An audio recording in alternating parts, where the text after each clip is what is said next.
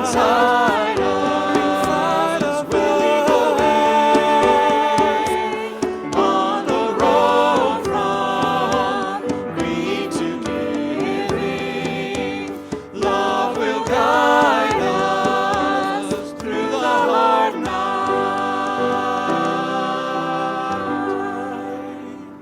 You can be seated.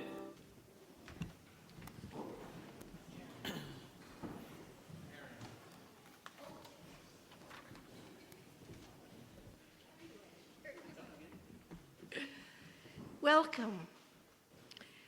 Welcome to Second Unitarian Church. I'm Karen Fort, a member of the Religious Education Committee. My pronouns are she, her. Today we are in person at the Admiral at the Lake, the 2U Sanctuary, continuing to meet virtually on Zoom as well. We're glad you're here, whichever way you are attending.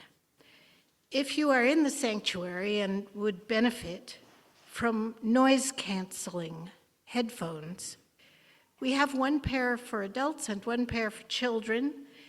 Please see our tech team in the back. As we navigate various needs for health and wellness, particularly related to COVID, we welcome you to wear a mask. We have masks available at the table as you enter the building. We especially welcome newcomers and visitors this morning. Finding a new community and making new connections can be challenging. Please know we're excited to have you and look forward to getting to know you. During coffee hour, you can find beverages in the Palmer Room, right outside the sanctuary, and snacks in the loft upstairs. One way to get to know new people and see old friends is to help clean up in the kitchen following coffee hour, and we can always use more hands. I'll be there. Friends, we want to remind everyone that the sounds of children are always welcome here, no matter what. Our service today is led by Reverend Jason Lyndon, along with John Broom as worship associate. Music is provided by the 2U Music Ministry. Our time together requires a large group of people who make possible the worship, religious education, music, and technical production. As we greet our neighbor, let us do so with some playful jazz hands. Ta-da! This is the time to take a moment and greet your neighbor. Good morning. By the way, did you get your car taken care of? I'm going to call tomorrow. It's on my agenda in my calendar. Excellent. Thank you for letting me out.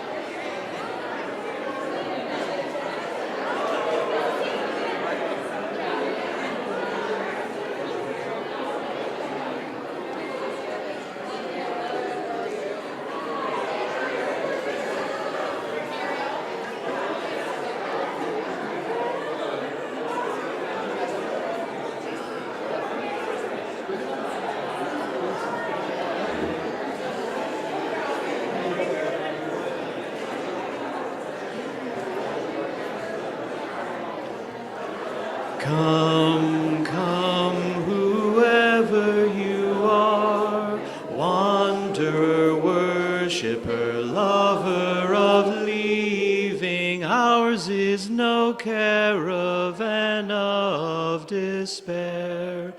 Come, yet again come.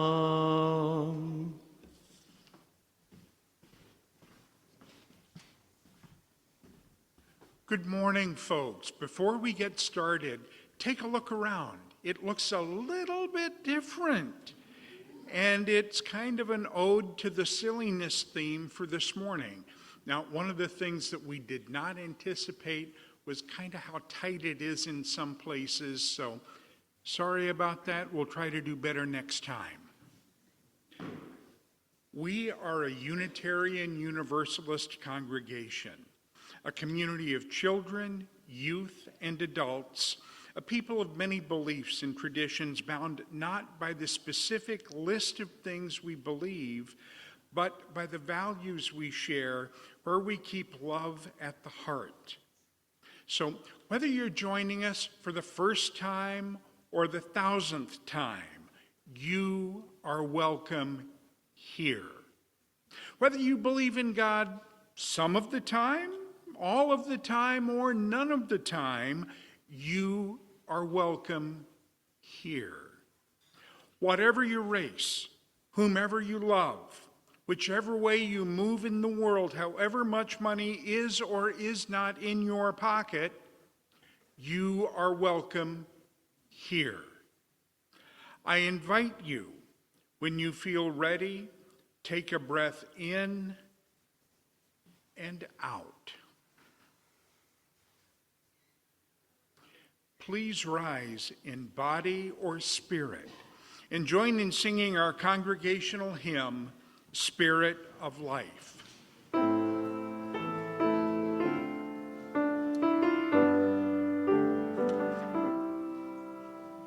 Spirit of life, come unto me.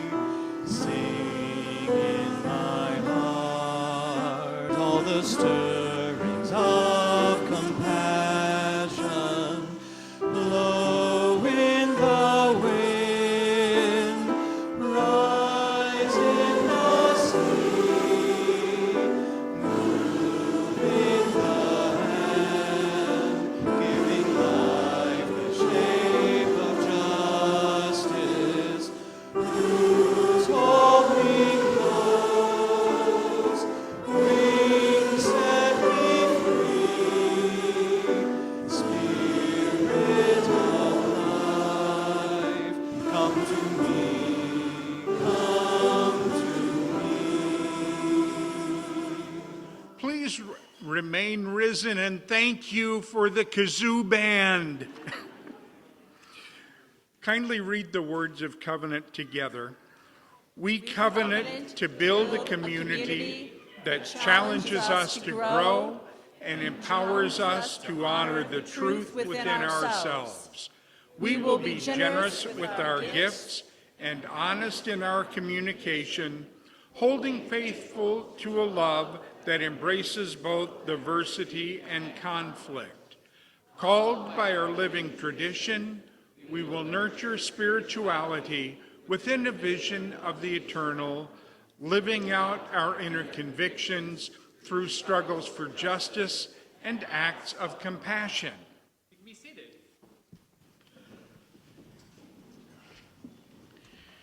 For those of you who came to church today thinking, I need some really contemplative worship, you are out of luck. Instead, we will play together and be silly together and enjoy a new way of worshiping. This isn't how we always worship on Sunday mornings, and it is a way that hopefully we can feel good with each other in a time that can be challenging. I also, just a brief announcement, if you are seeking new membership here at 2U, you're wondering, maybe this is the right community for me to commit to connect with, and maybe I want to learn some more about Unitarian Universalism. We have our new member orientation today after service. We will meet downstairs in what we call Fleischman Fellowship Hall, named after a family that took such good care of this congregation and helped us grow at a time when that was so needed. And so we welcome you to join us and learn together and build some community. In just a moment, Amaya here in the sanctuary and Harris at the Admiral will light our chalices, the symbol of our faith. And we light our chalices this morning with these words from Langston Hughes. Humor is laughing at what you haven't got when you ought to have it. So may this flame help kindle laughter and play and humor within us. And now, as we have been doing very often, we're going to learn something new. Well, so let's stand up in body and or spirit, and let's sing together, Hold Everybody Up. It is going to be fun. Okay, first of all, we do have a little bit of a choreography for that. So that's not going to be too complicated, I promise. First phrase is, you gotta hold everybody. You gotta hold everybody up. That's right. My right. Oh, well, actually, we have, that's your right. So, my right, your right. Okay. Gotta hold everybody up. And then second phrase, we gotta hold everybody. We gotta hold everybody up. Yes, and now we go to the other side. So, first we go right. Second, we go left. Whose right is it? Yes, you're right. Good. And let's put this together. Let's go. Ready, go. We gotta hold everybody. We gotta hold everybody up. We gotta hold everybody. We gotta hold everybody up. Hold everybody up. Right first, sorry. Hold everybody up, up, up. Hold everybody up, up, up. Hold everybody up, up, up. Hold everybody up. Whoa. Let's try again. Hold everybody up, up, up. Hold everybody up, up, up. Hold everybody up, up, up. Hold everybody up. Hey, one more chance. Hold everybody up, up, up. Hold everybody up, up, up. Hold everybody up, up, up. Hold everybody up. Come on. One more chance, last chance. Hold everybody up, up, up. Hold everybody up, up, up. Hold everybody up, up, up. Hold everybody up. Just because you look like you and I look like me, it doesn't mean we can't be friends. You're not my enemy. You gotta hold everybody. You gotta hold everybody up. You gotta hold everybody. You gotta hold everybody up. Hold everybody up, up, up. Hold everybody up, up, up. Hold everybody up, up, up. Hold everybody up. People all around the world sometimes feel so sad. But when others show them care, well, things don't seem so bad. You gotta hold everybody. You gotta hold everybody up. You gotta hold everybody. You gotta hold everybody up. Hold everybody up, up, up. Hold everybody up, up, up. Hold everybody up, up, up. Hold everybody up. Good job. You guys are great and learn very quickly. Be seated, beloveds.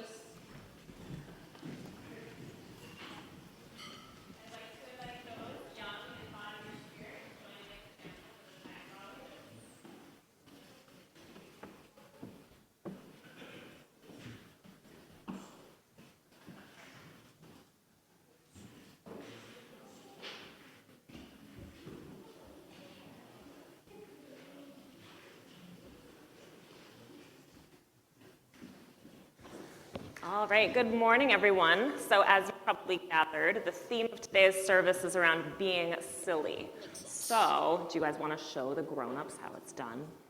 No? Have you guys ever heard of Mad Libs before? Yes. A couple of us have. We're going to do a quick Mad Libs together. So first, I need an adjective, which is a describing word, a word that you could use to describe another word. Lumi. Running?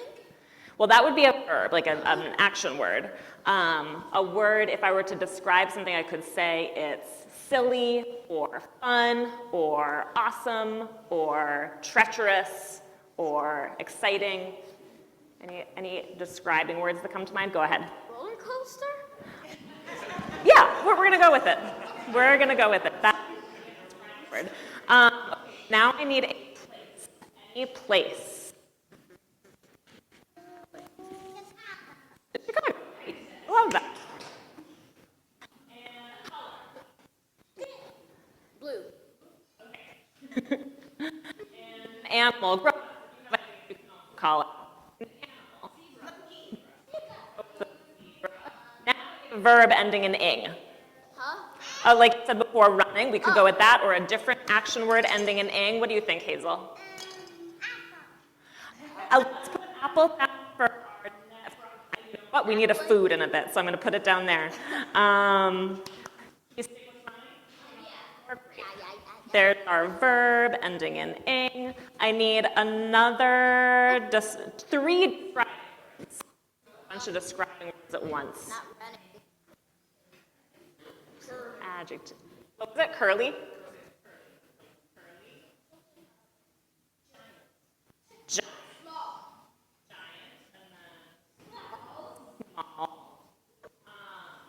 I need an animal. Great. We needed another one. And then I need a verb, an action word. Fighting? Go. Fighting. Now I need a number. 1. Did you have a number, Leo?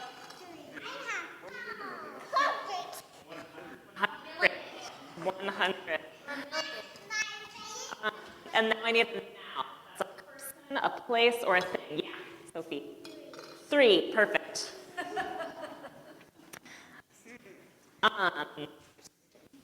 Yeah, we're doing it first. And now a word. Sure. Let's do love that. Okay, so we just wrote a story together, and our story is called Wild Day at the Zoo. And we're going to showcase, we're going to dramatize, act out a wild day at the zoo as we walk down the middle. Okay, so our day at the zoo is going to start over there. You guys ready? Okay, ready? 1, roller coaster day. My class went on a trip to the Chicago Zoo. Here we are. When we walked in, I saw a blue zebra running near the gate. Oh my gosh, look, blue zebra.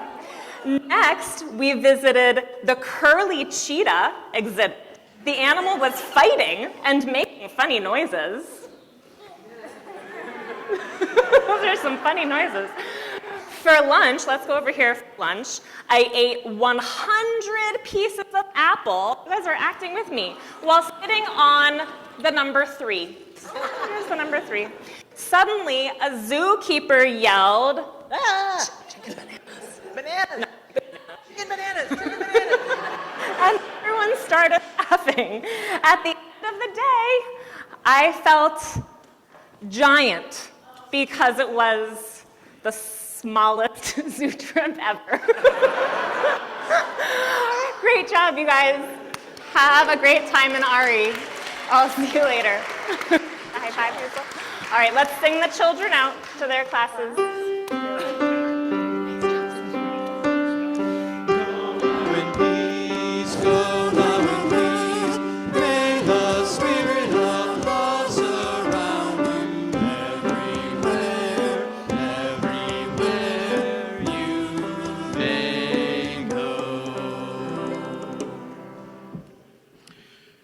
Be excited, we're doing more Mad Libs through the whole sermon. So each year, you all make a commitment, a pledge to support the ministry of this, our congregation. In addition to this pledge that you make, we also take a collection on Sunday morning so that we can share with those who are doing justice work well beyond our walls. In a moment, you'll see a phone number on the screen, which you can use to do text to give if you'd like to do that. And for those of us gathered here in the sanctuary, we will have a plate going around into which you can put your change, your cash, or your checks, and we appreciate your generosity.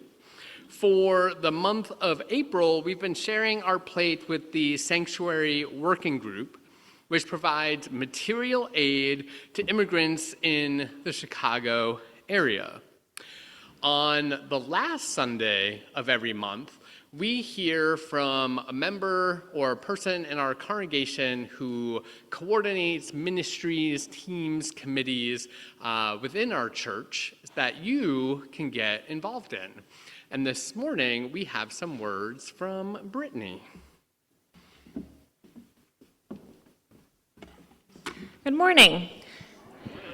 I'm Brittany Morse, Director of Religious Education and member of the Religious Education Committee. As a committee, we oversee all programming for children and youth at 2U. The other members of this committee, you can raise your hands if you want, include Sue Dunmore, Karen Fort, Brenna Lemieux, Susan Richter, and Carla Tebby. Several of them are downstairs teaching right now.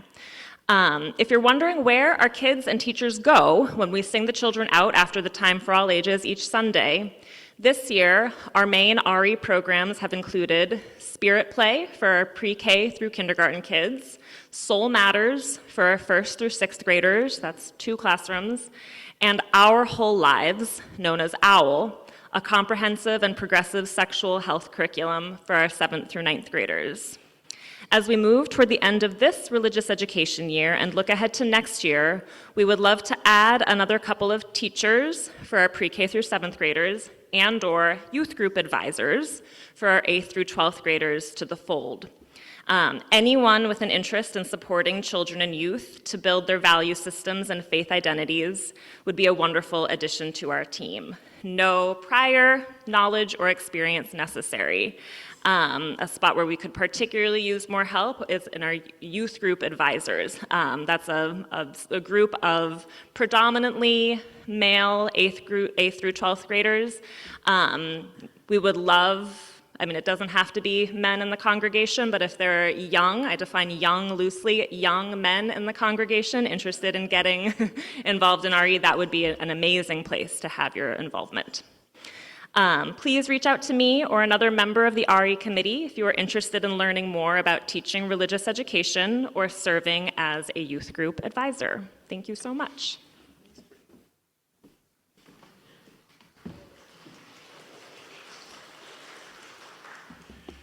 Thank you so very much.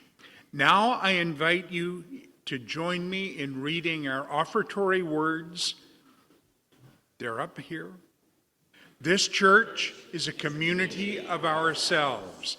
Its energy and resources are our energy and resources.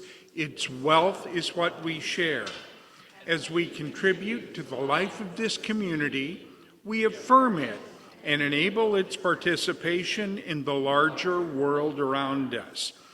The offering will now be generously given and gratefully received. So for our music for offertory time, you are going to do something a little bit different today, and you're going to do your best to accommodate the plates that are being passed around while you also do something a little bit different. And so I want to invite you to rise in body or spirit. And we are going to do a dance that is likely familiar to you, and that is something that happens at weddings sometimes, or for me as a kid, it happened at roller skating rinks.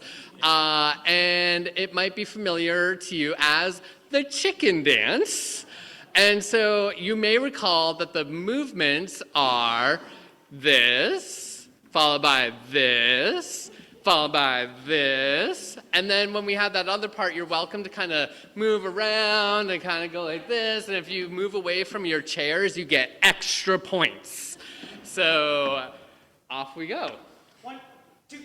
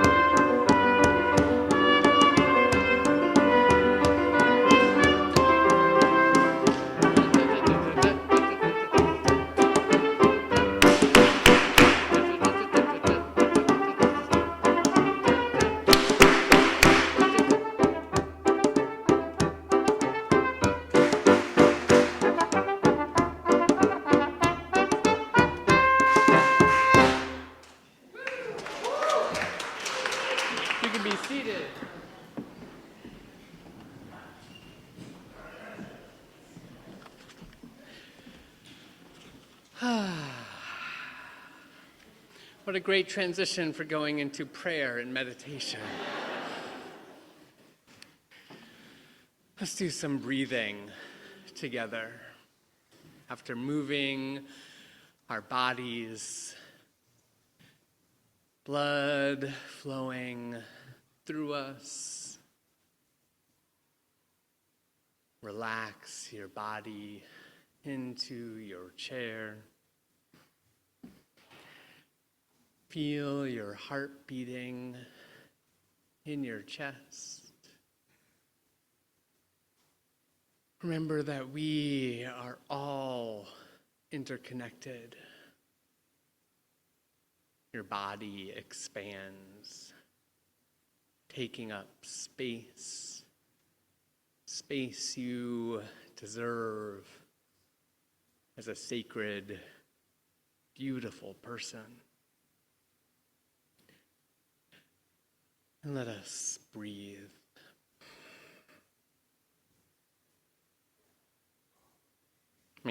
Gratitude wash over us. Thankful for the breath in our lungs, the beauty of our earth, and the strength of this, our beloved community.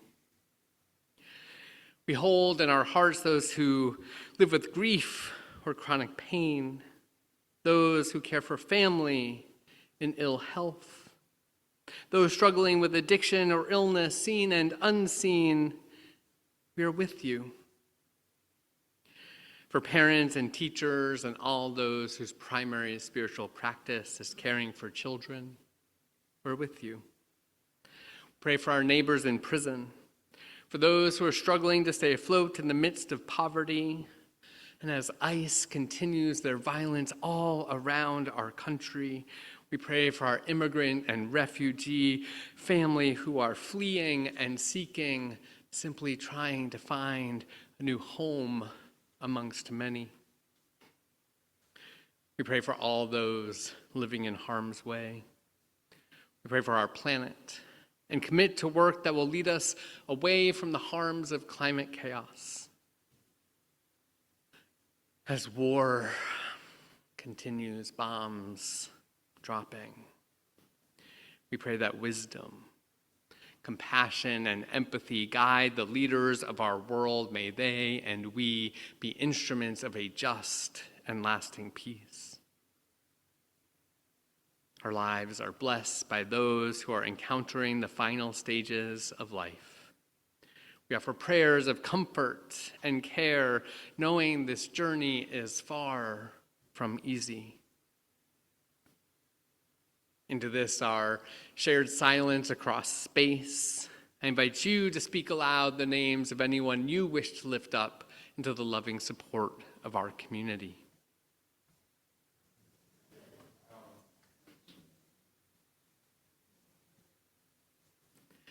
with our deepest compassion. Let us hold in our hearts those named and unnamed, those remembered and those forgotten. Let it be so. Amen and blessed be. During our ritual of candle lighting for joys and concerns, we want to continue to take care of ourselves and one another.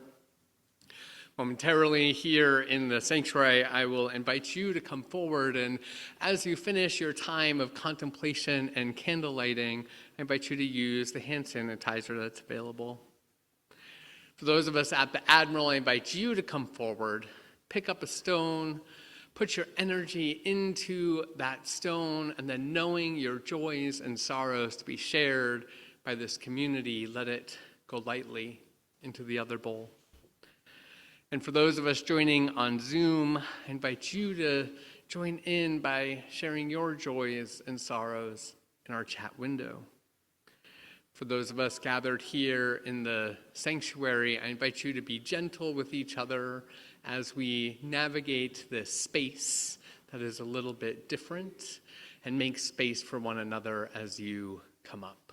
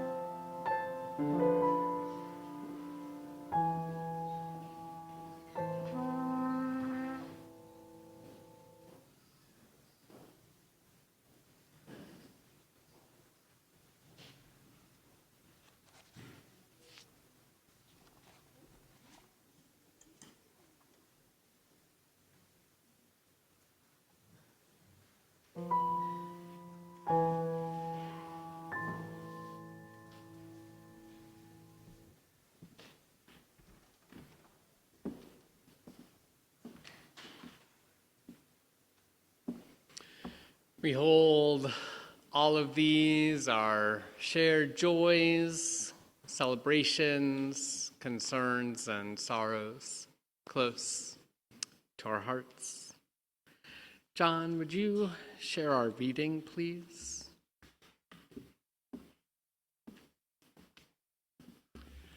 Our reading this morning is an excerpt from Anthony McCarr's UU World article, The Wisdom of Play. What's amazing is how evolution, which is as practical and ruthless as you can get, seems to love playfulness. It's because play develops your mind and keeps it sharp. It's because play can provide safe outlets for releasing aggressive impulses. Who hasn't witnessed a generous, sweet friend at a board game turn into Donald Trump? It's because play of the specifically risky sort, like climbing, chasing and being chased, wandering and getting lost, teaches kids how to regulate fear and anger. We play because play teaches people how to take turns, which is nothing less than the basis of civilization. We play because it gives people the opportunity to connect and socialize. We play because it energizes the imagination and can open doors into new insights and connections. If playfulness involves doing something just for fun, think of all the messages you receive about getting on track, growing up, getting a life. Don't get a degree in philosophy or art history. How will you make any money with a degree like that? Heard that before? If playfulness involves full absorption in what you are doing without any distress or pressure, just watch the evening news and allow the pain of the world to pour in. And that will make you feel plenty distracted and distressed. If playfulness involves imagination, just think of all the ways the world wants you to be serious and literal. All the literalism and conservatism out there that makes religion, for example, shallow and uncreative and violent. If we could just flip the joylessness script for a moment, maybe that playful approach really can release us to work past whatever is hard for us. A little bit of playfulness can go a long way.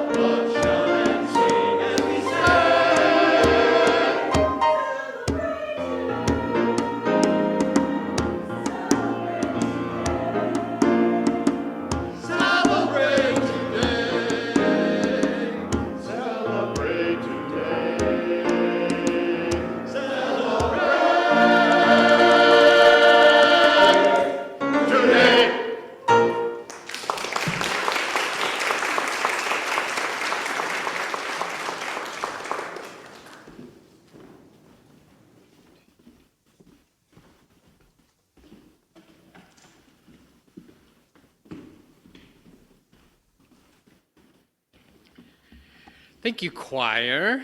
Always such a joy to hear you. Thank you so much.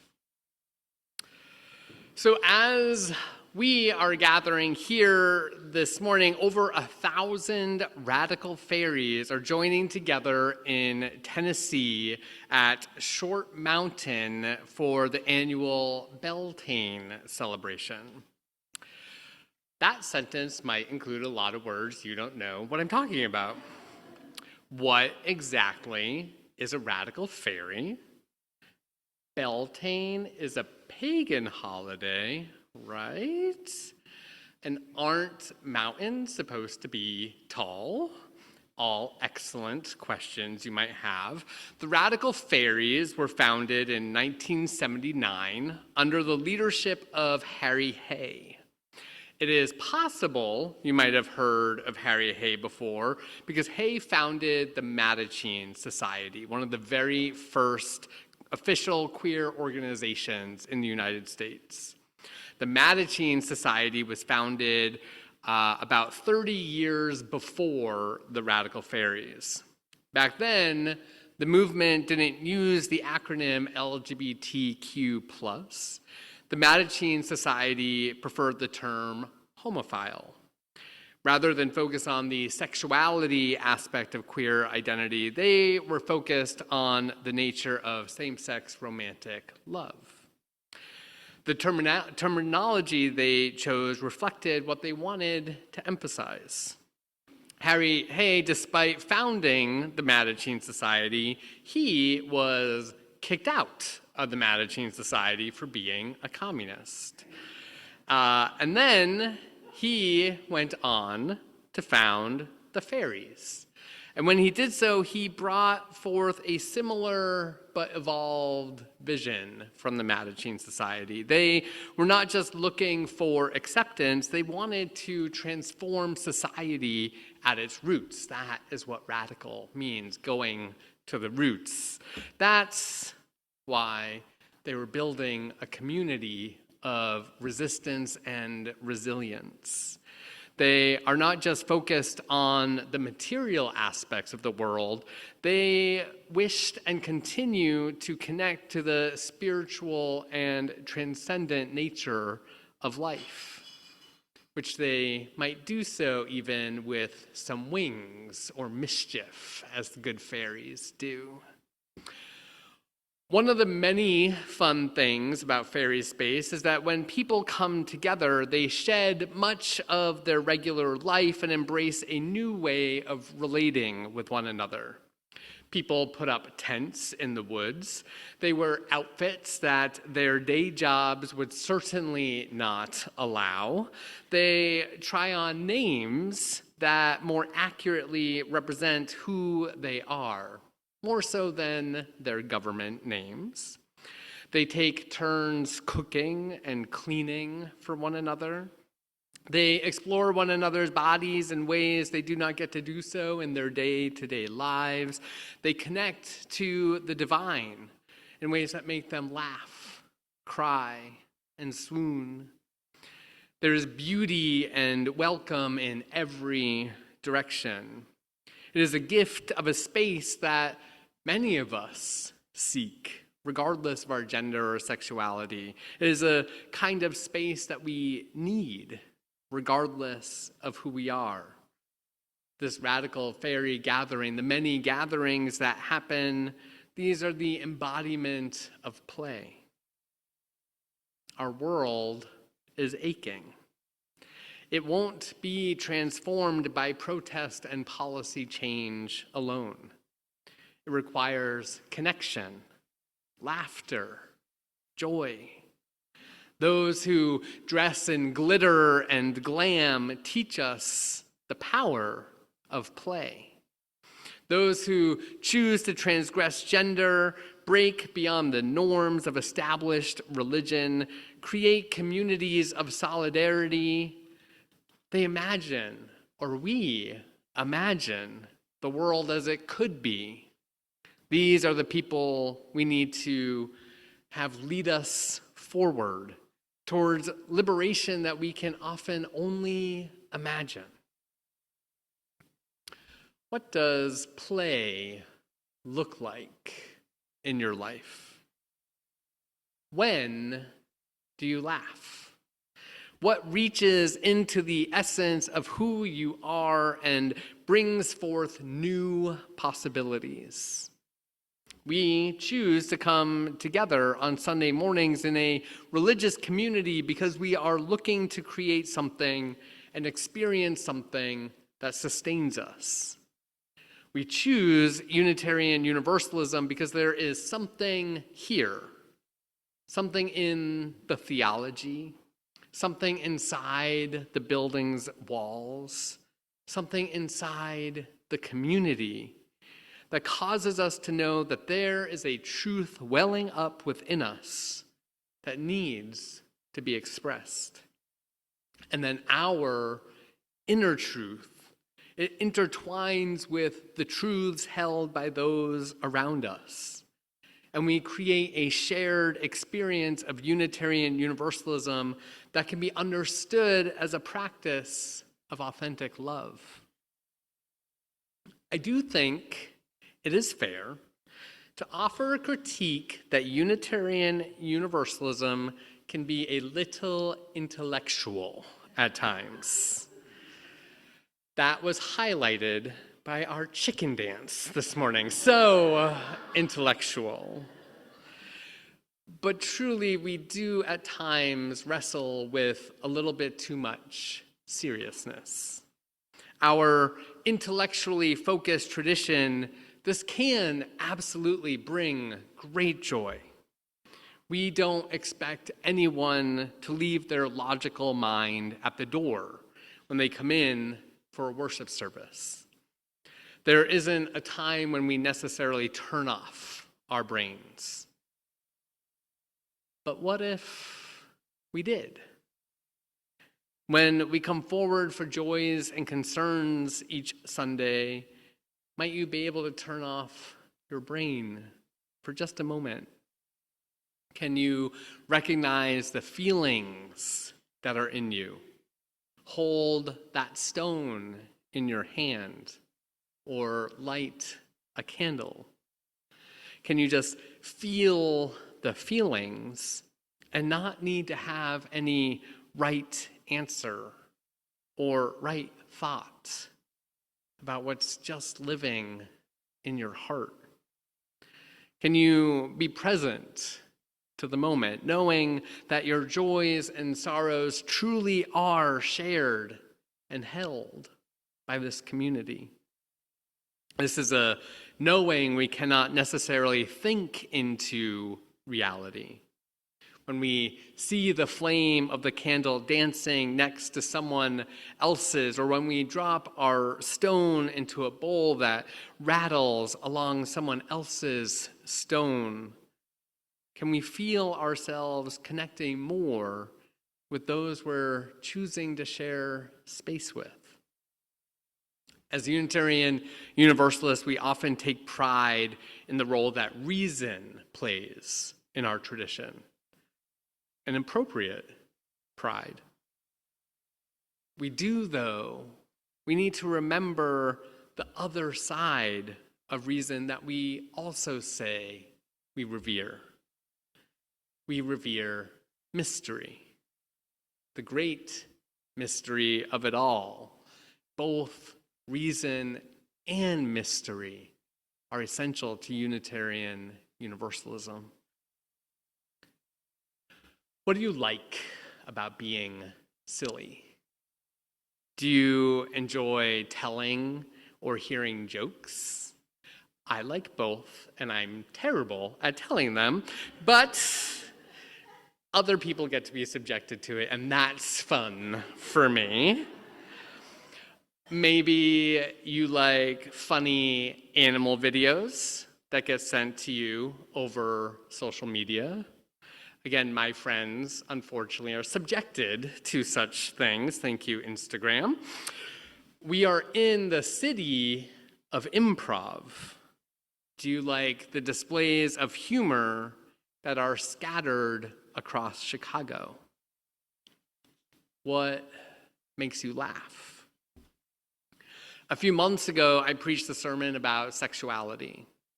There's not a whole lot funnier than the ways we lovingly and clumsily engage with our own or another's body.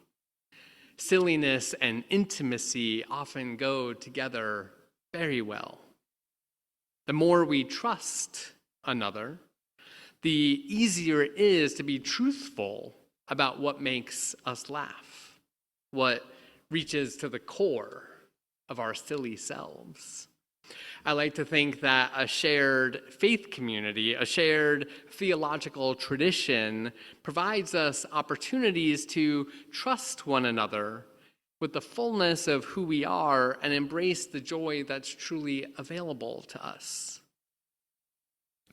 What all play has in common, says the play researcher Stuart Brown. I did not know there was such thing as a play researcher. I'm so glad there is. What he says is that it offers a sense of engagement and pleasure. It takes the player out of a sense of time and place, and the experience of doing it is more important than the outcome. It's something that is spontaneously done for its own sake. What do you like to do that feels like play? Have you played Dungeons and Dragons recently? Have you played volleyball recently, or solitaire? Or maybe you've played hooky from work or school. I love Brown's assertion that play is about engagement and pleasure. Play takes intentionality. It takes a sense of awareness and choice.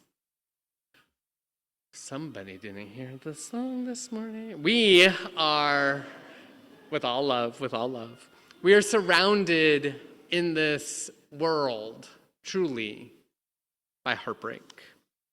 Communities we are part of are under attack. Bombs are dropping. Economic systems are creating more and more exploitation.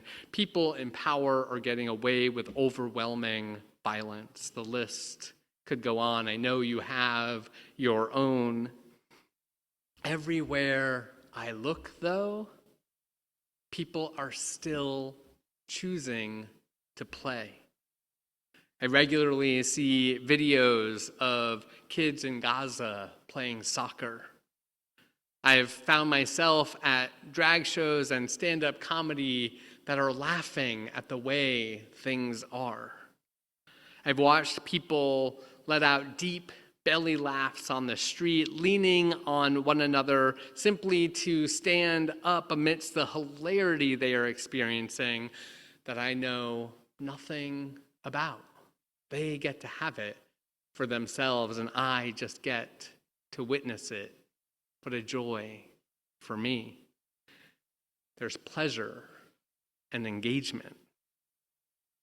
Brown also says that the individual must be taken out of the current sense of time and place to experience this kind of play.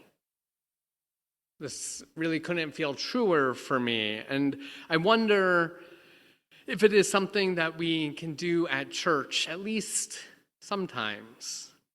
When we walk into the doors of 656 West Barry, we're leaving one space and choosing another one, quite different from where we are 6 other days of the week. This morning, the space of our sanctuary is quite different than usual. Hopefully it's ready for some play. We are taking things out of what they regularly look like to see if play becomes differently possible. Change the place to change the experience. Sundays at 10:30 in the morning can be an intentional time that breaks us away from the rest of how things are going throughout the week. Yes, we are Unitarian Universalists 24 hours a day, 7 days a week. We choose to come to worship, though, for this specific hour. It is a time that we set aside for a specific experience, one we do for ourselves, and we also do for the community around us.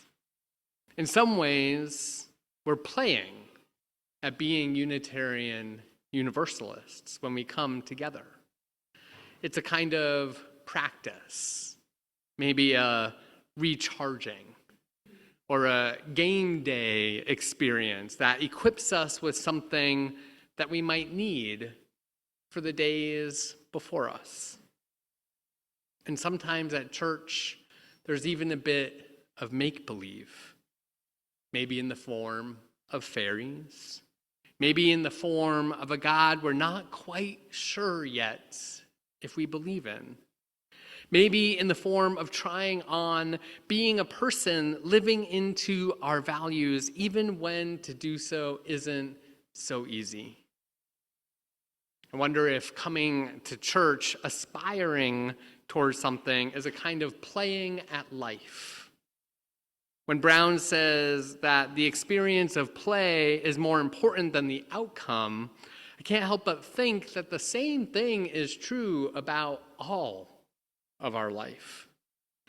In many ways, the outcome of life, it's actually kind of clear. This is especially true for us as Unitarian Universalists. We may not have the same theology of death, but our Universalist ancestors remind us that what we really need know about what happens after death is simply that it is good.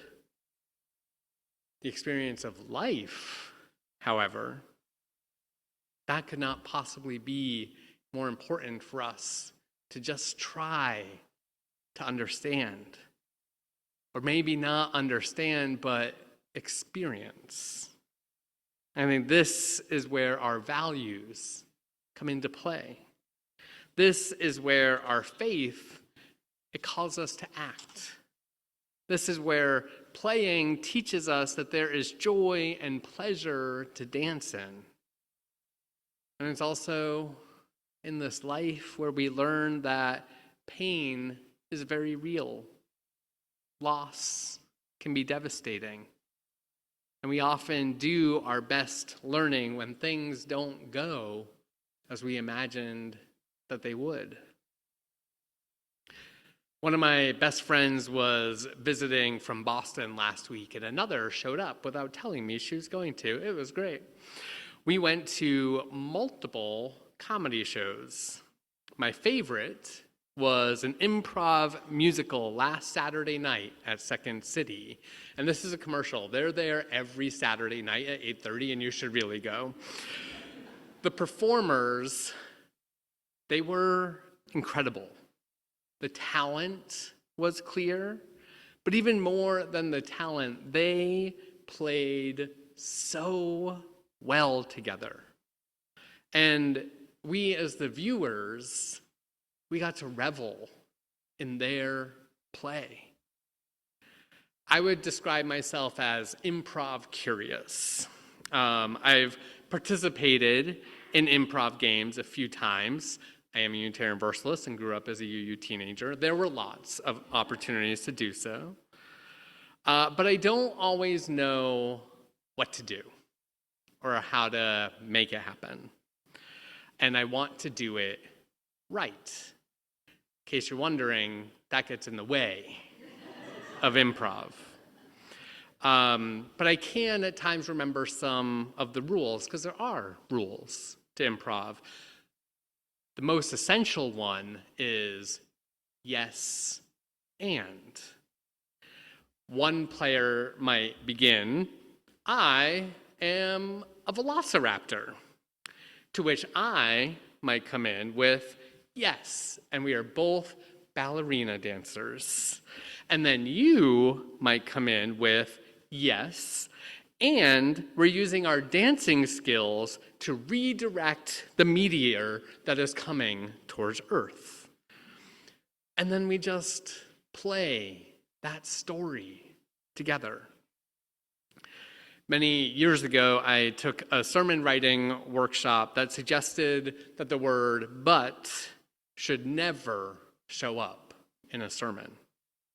The workshop leaders made clear that any time we said something and then followed it with the term but, we just made the previous words we said irrelevant. The same becomes true with improv. If we come in and say, you were doing this thing, but now I want to do this other thing, we can be taking away from the creativity that's already on the stage. That can apply to life. When we say yes and, maybe that can be a little more helpful for us. Within our friendships, a beloved might tell us a story.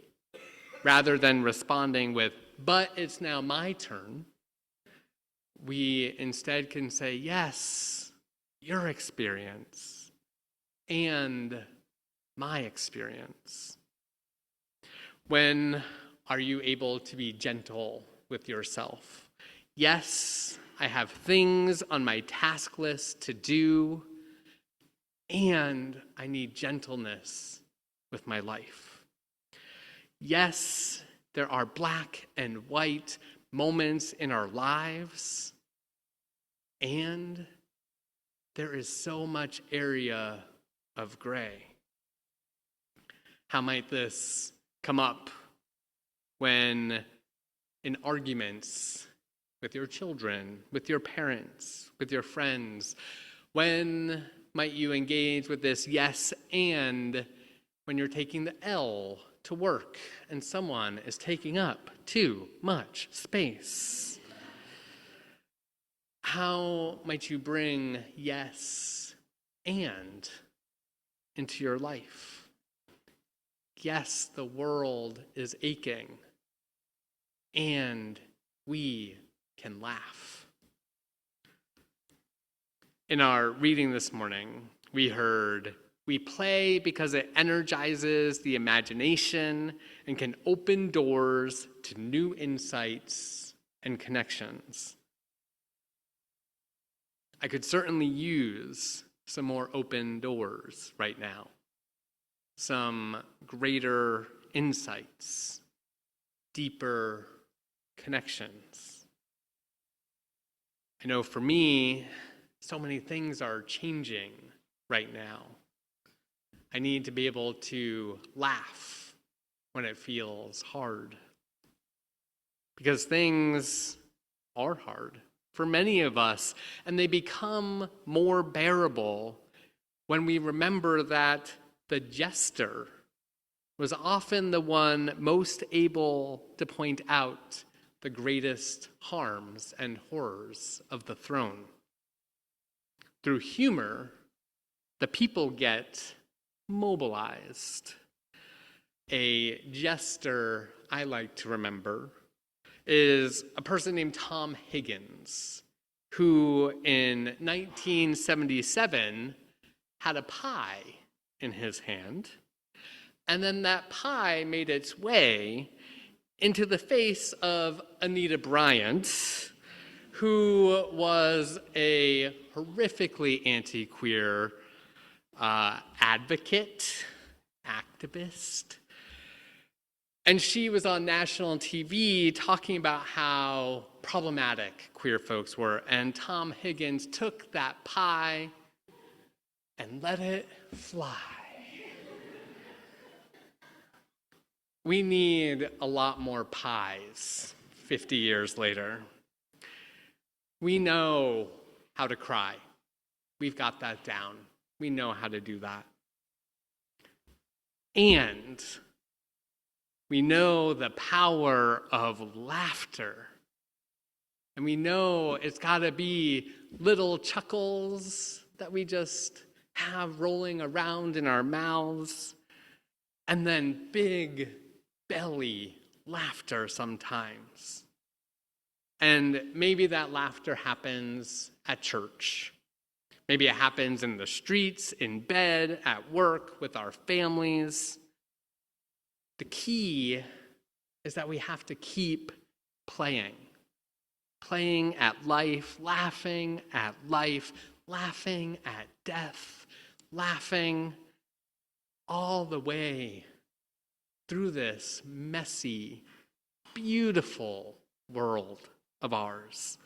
Because with laughter and play and silliness, life becomes more fulfilling, and we can live it with greater authenticity. Let it be so. Amen. And be silly, my friends. Let us rise in body and our spirit and sing hymn number 1064, Blue Boat Home.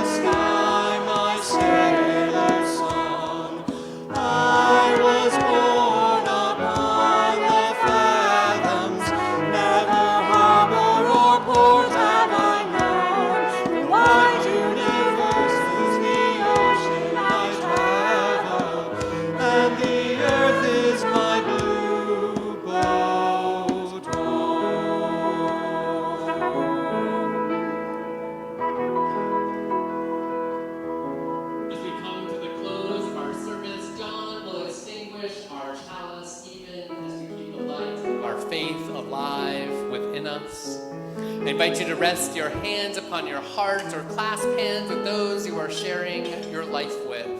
And bring to mind something that made you laugh in this last week or even today.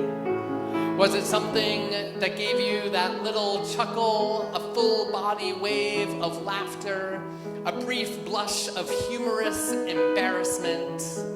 Don't just remember the moment, beloveds. Try to feel it in your body. Feel it and know you're entitled to more of this silliness, this play, this laughter in this week ahead of you. Go in peace, beloveds.